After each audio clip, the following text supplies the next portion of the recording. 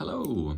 After maybe 2 months, the first video, I've been doing lots of stuff during these 2 months, and this is a kind of a start all over again video. So it's the overall picture, a global view of kind of the Happy, Active, Healthy 100. So Happy, Active, Healthy 100 plus idea, and it is again a tough video. The only thing is, so it's a tell a friend video. The only thing is, it is not, it is an ad hoc, so ad hoc tough video, which means I think outside of myself. So if that is my brain, what I now do is I think outside aloud, and that reflects a lot of stuff to myself. Now, the whole idea behind Happy, Active, Healthy 100 plus is to actually have a longer, so there was kind of this thing that is, this is the normal life, you know, we fiddle through life, and then we have something like 20 years of suffering where we are not very active, and we kind of die at the age of 80. And now the whole idea behind Happy, Active, Healthy 100 plus is to be, because this is the happiness index on this axis, and this is the age, you know, so put that on time. So these are the two things. So it is at any stage where we want to begin. I'm around 50, which was kind of half time. So we move the happiness level up, and we extend actually the number of years we live.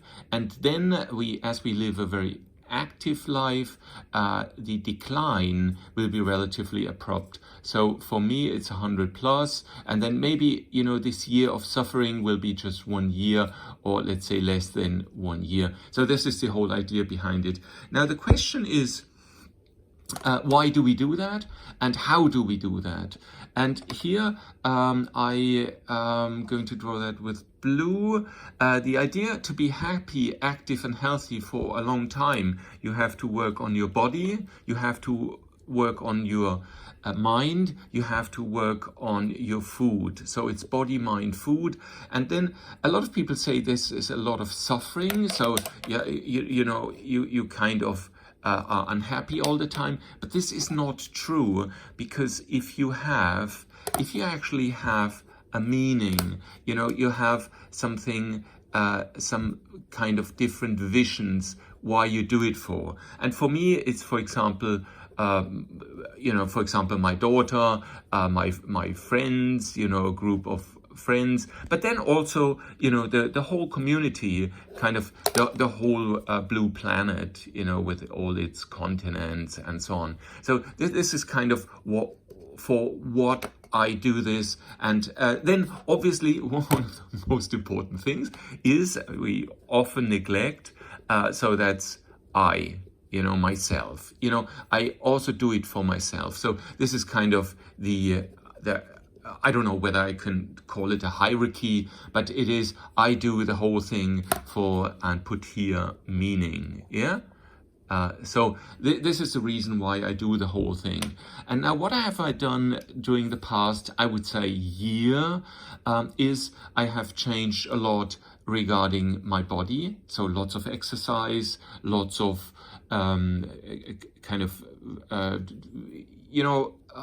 keep healthy mentally. So don't let stress get to you, inside you. And then also the food thing, and I just want to go briefly into what I did in these things, and then obviously the meaning, which I already explained here. Because if you don't have a meaning, then why should you have, then you kind of think these things are suffering, you know, suffering things. So for the body, for example, what I do is I usually do more than, let's say, 30 kilometers of jogging. You know, you can do swimming and so on, but the jogging is, I think, you're with nature, and you know, you have a lot of thoughts. You see your surroundings, the surrounding of the city, and it just takes to put on your shoes and then go for jogging. Maybe it's 1 hour, maybe you have little times, it's 30 minutes, sometimes it's 4 hours. You know, 4 hours, but 28 kilometers. That's not a lot, going like at 7 kilometers per hour. You know, a normal walking, like Nordic walking, people might do 5 kilometers or 6 kilometers. So I do jogging just a little bit faster than that. So that is what I do in terms of exercise to my body. Then the mind game is, I actually try to, for example, learn a new language, learn new things, study things, look at YouTube videos, but only very interesting, not cat videos, but interesting topics of philosophy. Because if you look at it, you know, a lot of philosophers have actually thought about these things, which a lot of people now think they discover again, but they actually, philosophers, the Greek philosophers and Chinese philosophers and Egyptian and wherever they have actually thought about these things.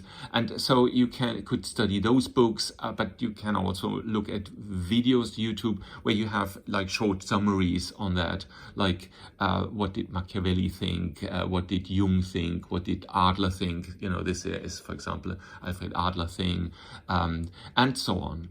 And then obviously the food thing creates a lot of kind of negative or criticism impact, which I receive. And the food thing is that I started with 16-8 generally, which means 16 hours no calories and 8 hours calories. And after maybe having done that for about 2 years, you know, 2 years, now it is very, very easy for me to do one meal a day. And it doesn't matter which meal it is, whether it's breakfast, whether it's dinner. Obviously, that means that the dinner is around, or the food intake is around. So I heard the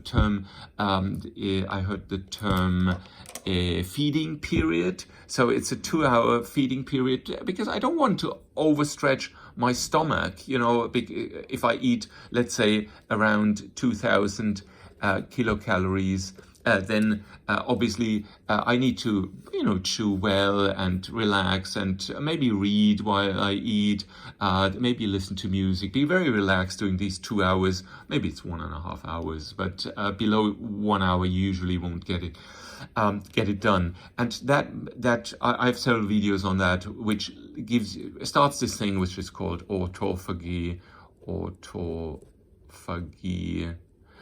which I strongly believe in. And you can notice autophagy after about 14 hours, where your tongue feels a little bit acid. And then you notice that your cells inside your body are cleaning themselves, and you sense, actually you sense the dirt that they take out, the debris they take out of the cells. The debris, which is reusable, they reuse, so they recycle the cells. They're very clever, as almost everything in our body is very, very clever. And you know, the dirt, the stuff that has to go into the garbage bin, they actually put into the blood, and then the liver actually takes that out, and you can sense that on your tongue. And I always am very, very happy after 14 hours, you know, if I sense that on my tongue. Fantastic. And now when you have done this 16-8 for a year or so, then it's very, very easy for your body to actually do the one meal a day, or even, I don't know, 30 hours, because you don't feel hungry. And now the thing, which is a natural thing, because most tribes actually did not have to eat on a regular basis. They didn't have a fridge. So one important thing, and I draw that with green, is drink. So drink lots of water. I drink more than 5 liters a day. I start my day with 1.5 to 2 liters of water. water, room temperature water. And the good thing about this is if I then want to go for jogging, for example, if I go for a 4-hour jog, I don't take anything with me. I just drink maybe a glass more, so to kind of drink 2 liters. And then I go jogging for 4 hours, and that's not a problem at all. So I start my day with kind of drinking 1.5 liters of water. And so this is kind of the food intake. Oh yeah, the third thing is I eat fat so I prefer fat rather than sugar. Now sugar you can also call carbs. So this is just how fast the sugar is in my my blood or my organism. So for example, if I eat proteins, then the body is actually able to, there's this was it, I only remember the German word, neokinetic, so neogluconesis. So from the proteins, it transfers that also in sugar. So the body can do that. Maybe that takes several hours. The carbs also several hours, but the sugar, which you have immediately, is kind of like minutes. So if you eat a banana, the sugar is immediately in your blood. Now, I think both systems are okay, but I rather stick to the fat diet. Little fat from animals, little meat, especially little processed food. So I kind of eat a steak is better than eating a salami. So rather go for fat than sugar. But what you should definitely do is separate the two, which is in German, I know this is the Trennkost, which is so to separate fat from carbs, which is kind of a very old thing, which probably our grandfathers and grandmothers knew already. So the Trennkost is important. So maybe you eat at noon, you eat sugar and a pizza and pasta if you want to, but then in the evening, and then obviously go for a run, which is always a good thing. If you, let's say you happen to eat a nice piece of cake or something like, or pizza, huge pizza, then what you can do is within 1 hour, 2 hours, you can go, you can go relatively immediately or in a short amount of time. You go jogging and you just burn those things off, and that's also a cure if you kind of for social reasons, because I'm kind of this social eater. So if we go for a dinner, then I eat the whole stuff there. Maybe I avoid sometimes the carbs, and I definitely avoid the sugar, but I'm a social eater. And so if I have taken too much sugar, then, well, the easiest thing is go jogging. Go jogging and you burn the sugar, and then your body again can work on the fat. Now, just a quick note on why that is the case, because if you look at a cell, if there is sugar in your blood, the cell is a one-way street. One-way street. So the cell takes fat it only in one way. The cell just swallows the fat, and while there is carb and sugar around in the blood vessels, then the cell will not hand over fat, which is a very natural thing. When you look at the whole year, from winter, spring, summer, and autumn, then obviously in springtime you start to eat lots of carbs, and you want to kind of, this is the person, so you want to grow the belly, so that in winter, so for kind of this time, you grow the belly, maybe here earlier you kind of try to mate and you know to hunt and so on, but then when it gets colder, you try to put as much fat into your belly and your cells, and then so for maybe 4 to 6 months, depending on where you live, you can actually then eat from your belly, which is the fat. So you have these two things, and what I do is I do maybe 4 months pure fat, and then 8 months kind of carb. Well, 8 months low carb. But as I said, as I'm a social eater, if there is cake, if there is a pizza, if there's pasta, if there's a risotto, if there's sushi, I love cooking, I love eating, I love the Italian cuisine, I love the French cuisine, I love the Asian cuisine, I even love some of the German cuisine. I particularly don't know what the US cuisine is, so maybe it's lobster and and steak, which I remember, but it's not definitely, although I occasionally eat a burger because I love burgers, I would say the American diet is relatively not healthy, put it that way. So the standard American diet is actually really sad. You know, standard American diet is sad. Okay, having said all that, that's the overall picture, and I am on a very, very good way. So maybe I could write here as a short summary here. I started 7 years ago. About 2 years ago, I started keto. And 1 year ago, I started Happy, Active, Healthy 100 Plus.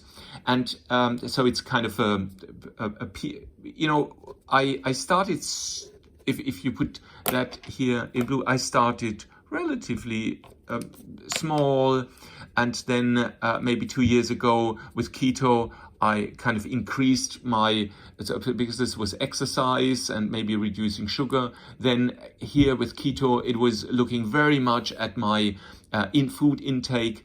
And then when I started my channel, it was the most important thing, you know, the most important thing, which is the mental and the meaning thing. So I would say I'm at the moment here after 7 years of, you know, here it was kind of body exercise, then it was kind of here food, and then here it was kind of the whole mental thing. So I really like this number of 7 years. So it took me kind of 7 years to get to this stage. And there is, I think, as Confucius said, you know, the life is a journey, you know, so, and you don't have a goal, but the journey itself is the goal. And so I enjoy life much more. So for me, if I look at this happiness level, I would say I don't know whether it's double, but I really, let's say I doubled, so ×2, I doubled my happiness level. I feel fit like a 25-year-old. I can do a half marathon if you wake me up at 4 o'clock in the morning. No problems with that. So, and so this is for me kind of the proof that if you look at your body, mind, food and meaning, that the sky is the limit. Thank you very much for listening. And I hope to get to more hints on how to do all that. And I just like to motivate everybody, as many people, you know, this is kind of this thing, the community. I like to kind of do something good for the community plus here, and kind of improve the lives of many people that live on the planet. As a last thing, there's now 18 minutes already. As a last thing, maybe the most important mental thing was cold shower. The cold shower thing was maybe the most important thing I changed. Obviously the keto is something, obviously the intermediate fasting is something as well, but the cold shower does two things. It wakens up your body, it energizes your whole body. But the second thing is, it tells your mind, I can do everything. I can challenge, whatever challenge I have, I can do it. Why? Because I have been able to voluntarily, instead of having a warm shower, like a shallow, nice, cozy warm shower, I can have a cold shower. And that is so fantastic, because you tell your brain you can do everything. I hope you enjoyed this video, and see you next time. Bye bye.